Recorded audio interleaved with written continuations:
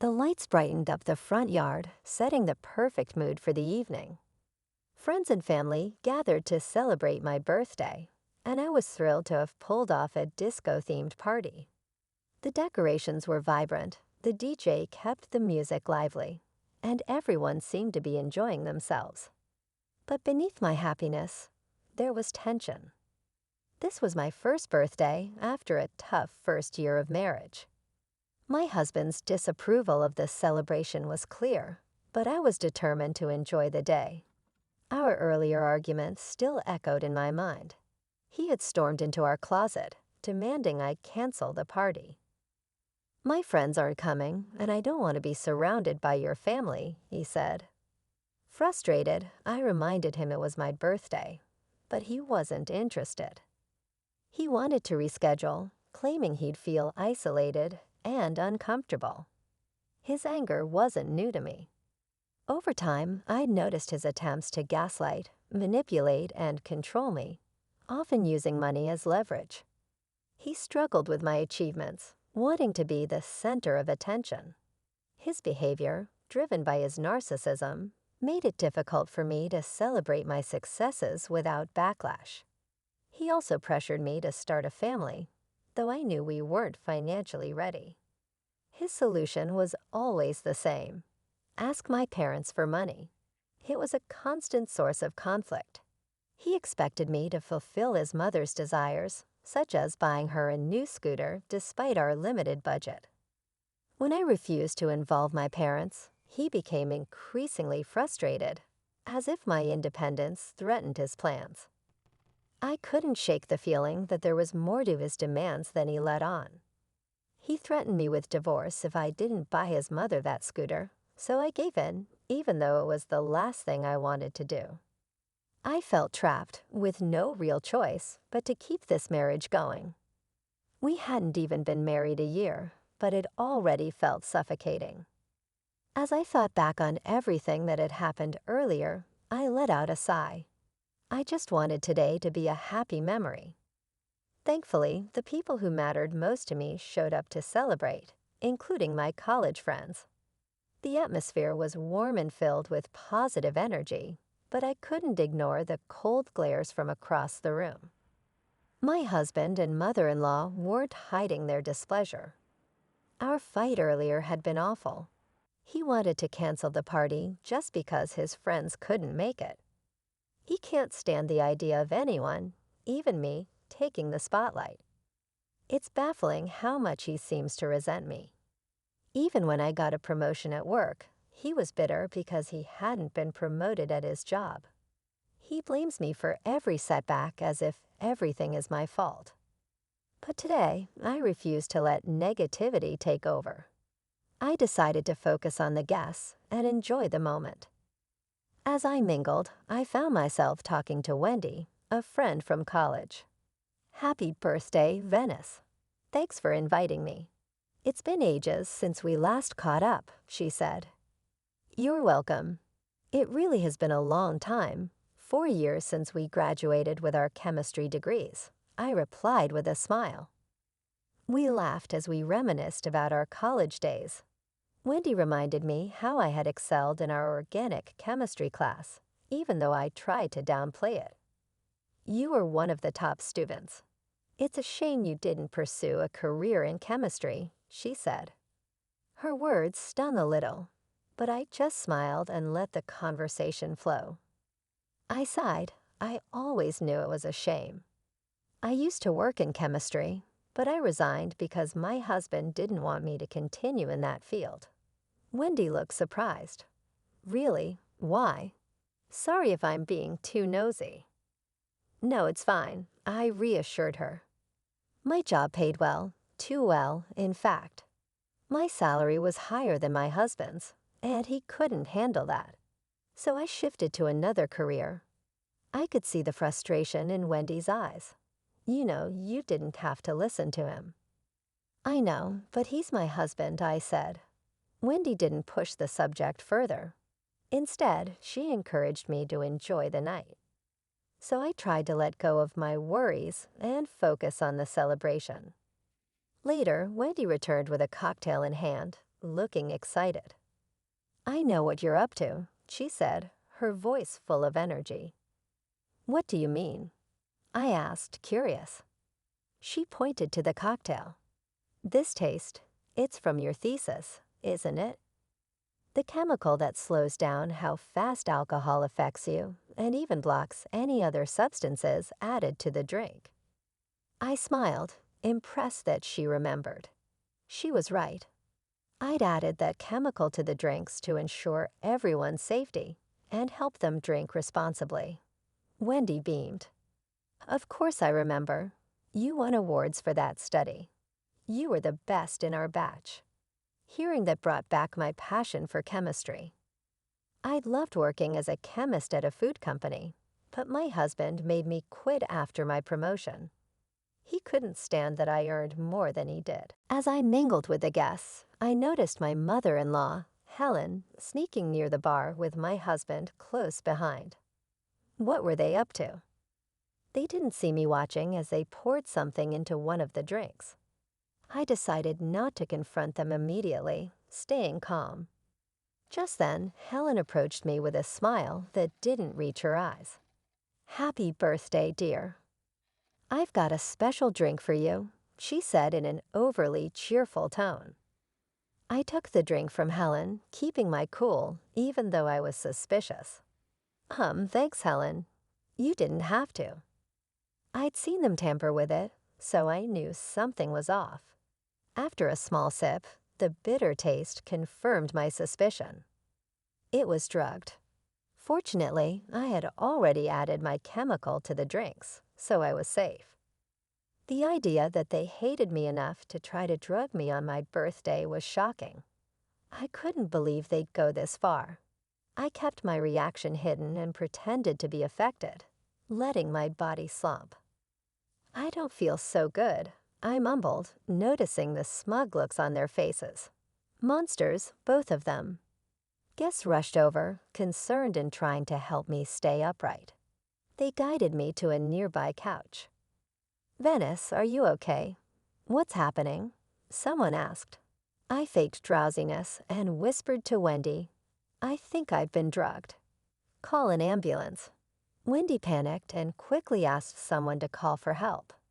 Meanwhile, Helen and Richard stood back, watching with cruel satisfaction.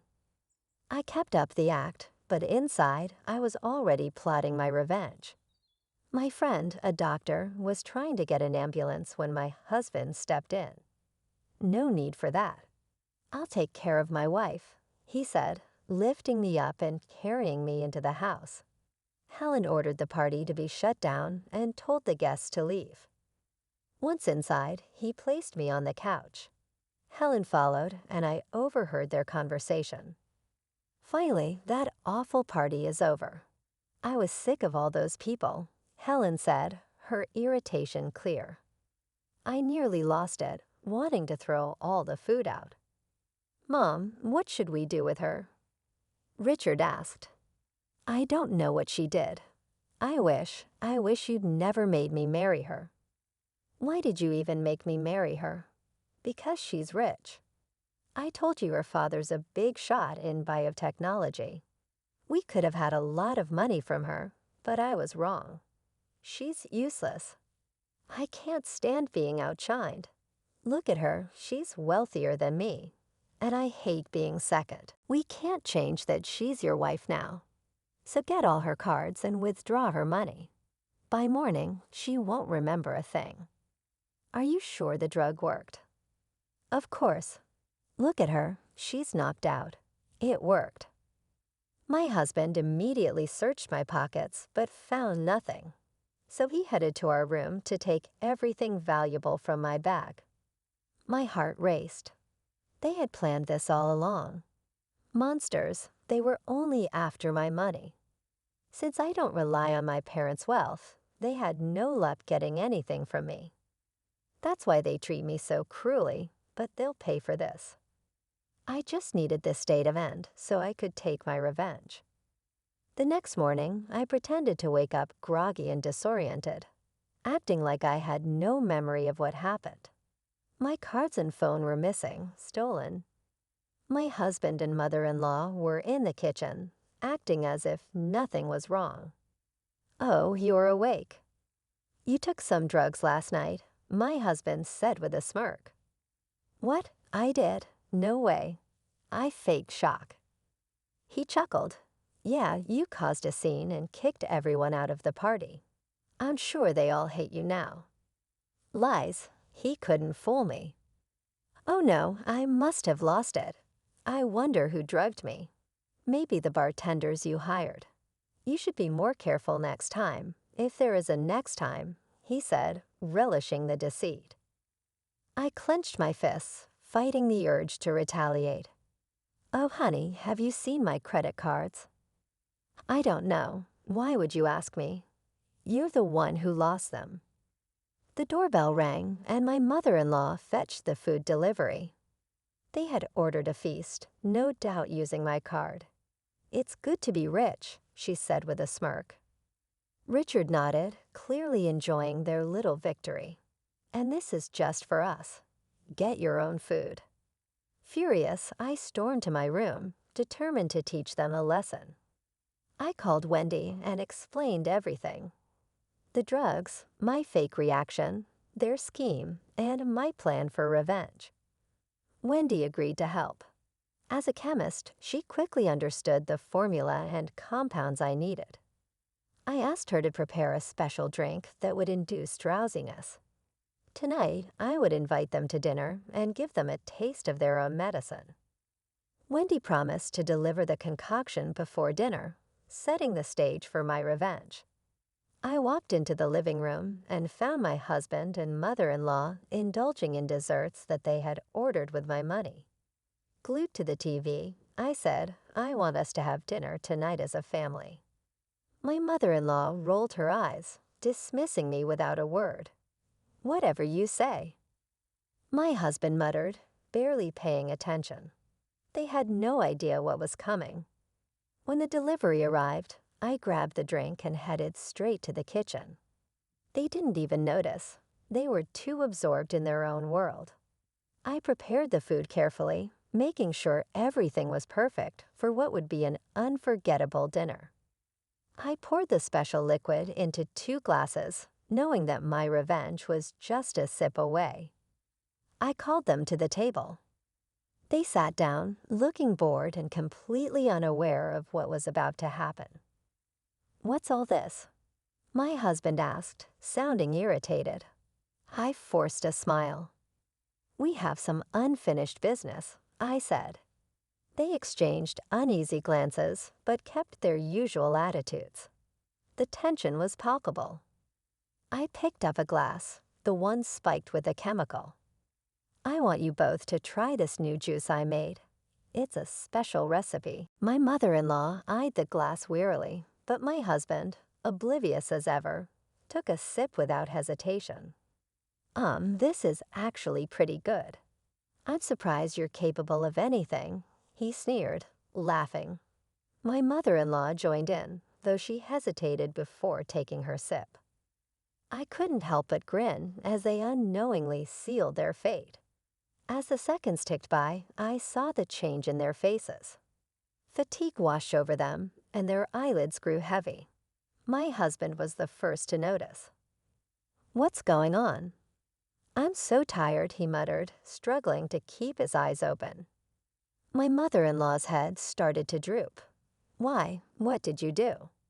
"Just giving you a taste of your own medicine," I replied calmly. "You tried to drug me and steal my money. Now you know what it feels like." They couldn't fight it. Both of them collapsed onto the table, out cold. I immediately called Wendy, my doctor friend, and then the police. By the time they woke up, they'd be in for a shock. Wendy arrived first, making sure they were safe and that the substance wouldn't cause any lasting harm. Then we took them to the police station, still unconscious. At the front desk, I handed over my chemist's license to the officer.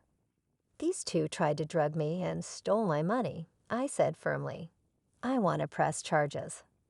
The officer looked surprised, but quickly got to work, calling for backup. "We'll handle it, ma'am." Thank you for coming forward. I watched as Richard and Helen were taken into custody. Their past was finally catching up with them. When they started to come to, they found themselves in separate holding cells, groggy and disoriented. There I was, waiting for them to wake up. What happened? My husband asked, his voice shaky and confused. I don't know, his mother stammered, equally disoriented. The police officer and I approached their cells. My expression was firm. Their eyes widened when they saw me. You're in serious trouble, I said coldly. You've been arrested for drugging and theft. Realizing the gravity of the situation, Richard dropped to his knees, pleading through the bars. Honey, please forgive me. His mother quickly followed suit. Venice, I'm so sorry. I didn't mean it. I promise I'll change. I stood my ground. This is your chance to reflect on what you've done. You tried to hurt me, but I was smart enough to see through your plan. You both need to learn your lesson. I turned to the officer to confirm that I was pressing charges and filing for divorce. It was time to free myself. I deserved better.